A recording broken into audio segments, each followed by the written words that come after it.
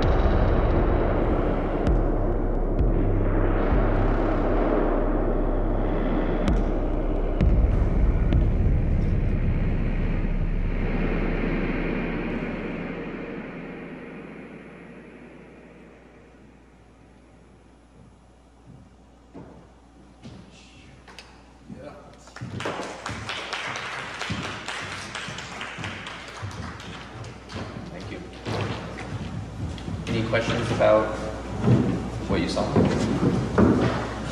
I'm curious how you trigger different sounds. Like how do you trigger a drum or more compressive sound versus a volume?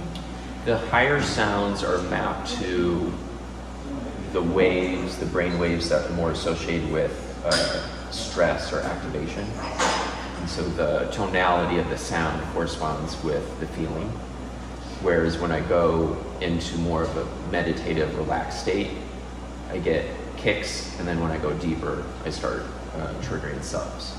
And it was important for me for the sound to reinforce the internal feeling, because then it creates a biofeedback loop. Whereas if I go to a relaxed state and I hear a stressful sound, they'll confuse my brain. And with time deeper into sets, when I get very relaxed or very activated and all the sounds are mirroring that, there's this really cool effect where